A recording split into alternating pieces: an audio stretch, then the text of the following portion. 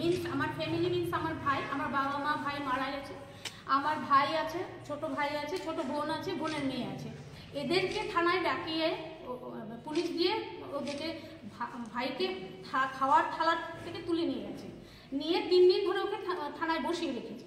বসানোর পর ওর অ্যাসিডিটি হয়েছে, ওর প্রচণ্ড শরীর খারাপ, বমি করতে করতে সে নিচে পড়ে যায়।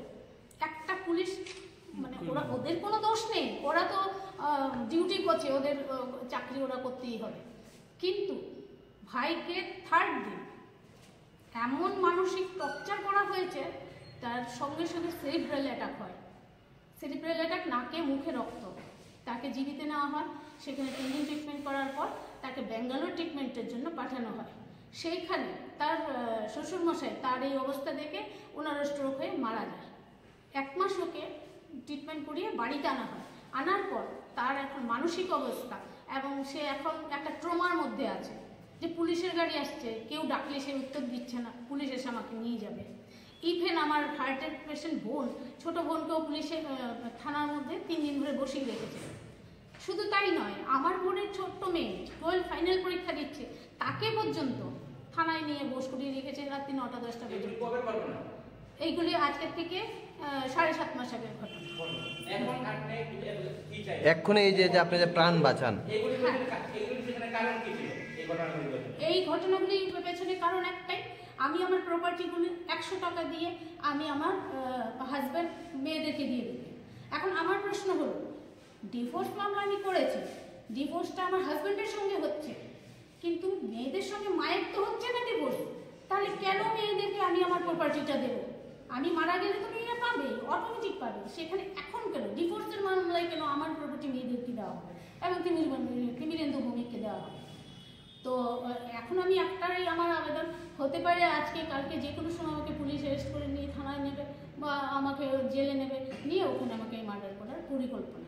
আমি আমার প্রাণ বাঁচানোর জন্য আপনাদেরকে আমি অবগত করছি, ত্রিপুরাবাসীর কাছে আমার আবেদন, তারা যেন এই আমার এই ব্যাপারটা নিয়ে, শুধু আমার ব্যাপারটা না, আমি যে এই জিনিসগুলি করছি সেটা আমি শুধু নয়, আমি শুধু ভিকটিম নয়, আমার মতো এমন আরও অনেক কেস আছে যেগুলি অরিন্দম লোধ এইসব ঘটনা করে গেছে। না তো আপনি কি জেলে পূর্বে আপনাকে মারবে কেন? কে মারতে চাইছে এবং কেন করতে চাইছে? আমার হাজবেন্ড। আপনি কি আদালতের উপরে বিশ্বাস নেই? শেষ করুক না। আপনার যে বলছেন যে আপনাকে জেলে ঢুকিয়ে দেবে বা মারার চেষ্টা করছে, কারা করছে, কেন করছে, কি কারণে করছে? আমার হাজবেন্ড অরিন্দম লোধকে দিয়ে করছে, আপনারা বুঝতে পারছেন না কেন? এটা সাধারণ ব্যাপার, এটা তো সাধারণ একটা চিন্তাধারা। হ্যাঁ, তো মিস্টার তিমিরেন্দু ভৌমিক সত্যরণ গ্যাস ঝাপানিয়া সত্যরণ গ্যাস এজেন্সির মালিক। তো আমার প্রপার্টিটা নেওয়ার জন্য আমি কোনো অবস্থাতেই প্রপার্টি দিচ্ছি না। কি প্রপার্টি রয়েছে আপনার? আমার কলকাতায় ফ্ল্যাট আছে আর আগরতলায় আমার কৃষ্ণনগর বাড়ি আছে। এগুলো দুটোই আমার হাজব্যান্ড ভোগ করছে। এবং কলকাতার প্রপার্টিতে আমি জাস্ট কলকাতা থেকে আসলাম আজকে ফ্লাইটে, ওখানে আমার বড় মেয়ে কুকুরের পার্লার খুলেছে আমার প্রপার্টি। দুইটা মিলা টোটালি 5-6 লাখ টাকা। 5-6 লাখ টাকা। আর বিনিময়ে আমাকে কিচ্ছু দেবে না, কি করে হয়? আমি থাকবো কোথায়, আমি খাবো কি? এই সমস্যাটা আপনাদের কতদিন ধরে চলছে? 10 বছর ধরে। 10 না, তার আগে থেকে চলছিল, কিন্তু আমাকে আমি যখন প্রতিবাদ করতাম বিভিন্ন ধরনের আমাকে থ্রেট দিত, আমাকে ফেলে চলে গেছে মেয়েদেরকে নিয়ে, বাড়িতে রাত্রি 10টার সময় গুন্ডা পাঠানো হতো আমাকে মার্ডার করার জন্য। না 10 বছর পরে কি আপনার মনে হয়েছে যে আপনাকে জেলে পুরে মারার? না, এক্সট্রিম পর্যায়ে গেছে যখন উনি আমাকে ফেলে চলে গেছেন, আমার প্রপার্টি উনি দখল করেছেন, আমাকে ফেলে চলে গেছেন, আমার বাচ্চাদেরকে নিয়ে চলে গেছে, আমার সঙ্গে কোনো রকম যোগাযোগ রাখেনি, আমাকে কোনো ভরণ পোষণ দেননি। তখনও আমি কিছু বলিনি, ঠিক আছে কোনো একদিন হয়তো বা ফিরে আসবে।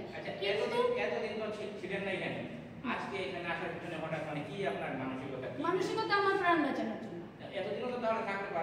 10 বছর ধরে আপনি প্রাণ বাঁচাচ্ছেন না, আপনার কথাটাও ঠিক। এতদিন যে নাম বলছি যে অরিন্দম লোধ, উনি 2024 মার্চ উনি রিটায়ারমেন্টে গেছেন, মানে এই 25-এর হ্যাঁ 25 মার্চের 24 তারিখ উনি রিটায়ারমেন্টে গেছেন। তো উনি যতদিন ছিলেন উনি ওনার পাওয়ারটা দেখিয়েছেন, উনি চেয়ারের পাওয়ারটা দেখিয়েছেন, তাই আমার উপরে এই অত্যাচারগুলো করেছেন। বিভিন্ন ধরনের বিভিন্ন অ্যাঙ্গেল থেকে আমাকে অত্যাচার করা হয়েছে। কোনো রকমই আমি মানিনি। শেষমেশ আমি লাস্ট যখন অ্যাপিয়ারেন্সে আমাকে ডাকলো আমি আসিনি। ইভেন আমি কলকাতা থেকে উকিল এনেছি, ওনাদেরকেও থ্রেট দেওয়া হয়েছে, ওনাদেরকেও অ্যারেস্ট করা হবে। তখন বলছে ম্যাডাম আপনি পারবেন, আপনি সুপ্রিম কোর্ট যান। সেই মুহূর্তে অর্ডার করলেন নন ভেলেবল ওয়ারেন্ট। যে দোষ করিনি, যে কাজ আমি করিনি, তার জন্য আমাকে পানিশমেন্ট দেওয়া হয়েছে। তখন আমি প্রাণটা বাঁচানোর জন্য আমি বেরিয়ে গেছি। কিন্তু সুপ্রিম কোর্ট যাওয়া হয়নি এখন, সুযোগ পাইনি না। বিচারপতির কাছে আমি আমার আবেদন রেখেছি যে জাস্টিস দ্বারা আমি ইনজাস্টিস হয়েছে, আমি জাস্টিস চাই। আমি রাষ্ট্রপতির কাছেও আপিল করেছি। তো এখন আমি বললাম আমি যে কোনো সময় আমার মৃত্যু হবে, আমি জানি, কিন্তু আমি আমার ফ্যামিলিকে সিকিউর করতে চাইছি, আমি আমার প্রাণ রক্ষা করতে চাইছি। তার জন্য আজকে আপনাদের সামনে আসা।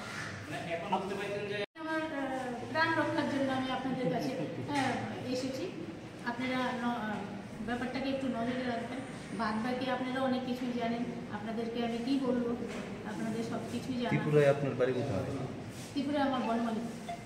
আমার বাবা ছিলেন কলেজের অধ্যাপক, এমবিবি কলেজে ডাইনামিক প্রফেসর ছিলেন। ওনাকেও এক ধরনের মার্ডার করা হয়েছে। যাই হোক, ওই কথাগুলি আমি বললাম না। তো মা নেই, বাবা নেই, ভাই নেই, আমি এক। বোন আছে, বোন আর ভাই আছে, বোনের মেয়েটা আছে। ওদেরকেও মানে ওই পরিকল্পনা, ওই থ্রোতে ওদেরও একটা ড্যামেজ করা হয়েছে। ওদের জন্য আমি তো কোনো দোষ করিনি, ওরাও কোনো দোষ করিনি, তাহলে ওরা কেন শাস্তি পাবে? আমার ভাইটাকে মানে এত মানসিক টর্চার করেছে, ও সেরিব্রাল অ্যাটাক হয়ে পড়ে গেছে, রক্ত পড়ছে মুখ দিয়ে। আপনার পরিচয়টা? আমার পরিচয়, আমি কণিকানাথ ভৌমিক। আমার বাবা প্রফেসর দুলিন্দিরাইনা লেক, উনি মারা গেছে। তারপরে কি ডিভোর্সটা হয়েছে? হ্যাঁ, যে ডিভোর্স ফাইলটা করে না, ওই ডিভোর্সের যে কন্ডিশন ছিল সেই কন্ডিশনগুলির মধ্যে আমিও কন্ডিশন মানিনি, আমার হাজব্যান্ডও মানিনি। এখন ডিভোর্স এখনো ফাইনাল হয়নি, কিন্তু চলছে মামলা চলছে। 4-4-এর বোধ সুপ্রিম কোর্ট কার ডিভিশন বেঞ্চে গেছে আমি জানি না। 4-4-এর বোধ আবার একটা অর্ডার করেছে। এখন অর্ডারটা দেখে বোঝা যাবে কী অর্ডার করা। আর আমাকে বলা হয়েছে আমি হাইকোর্ট গিয়ে আমি যেন ফিজিক্যাল অ্যাপিয়ারেন্সে যাই। তো 4-4 চলেই গেল। তো নেক্সট কী অর্ডার দিচ্ছে সেটা দেখব। আপনার স্বামী আপনার কোন প্রপার্টিটা দখল করে নিয়েছে? আমার আগরতলা বাড়ি, কৃষ্ণনগর বাড়ি, কলকাতায়। তিনটায়? দুটো।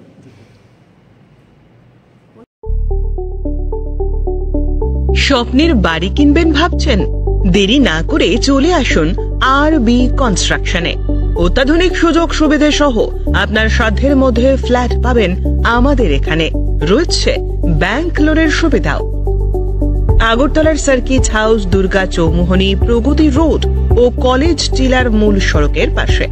কলকাতার নাগের বাজার, কৈখালি, মালিবাগানে রয়েছে আমাদের ফ্ল্যাট।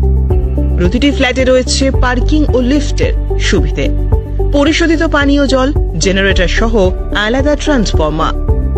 তাছাড়াও নিরাপত্তার জন্য থাকছে দিবারাত্রি সিকিউরিটি গার্ড, রয়েছে সিসি ক্যামেরার নজরদারিও। তাহলে দেরি না করে আজই যোগাযোগ করুন আরবি কনস্ট্রাকশনে। আমাদের ঠিকানা আরবি construction, Jhuma Chakraborty, circuit house, পুরনো রাজভবনের পিছনে। যোগাযোগ 8787495180 এবং 9436123139 এই নাম্বারে। জুড়ে থাকে বাঁধন আপনার চেয়েও আপন, জুড়ে থাকে বাঁধন আপনার চেয়েও আপন, আপনার চেয়েও আপন।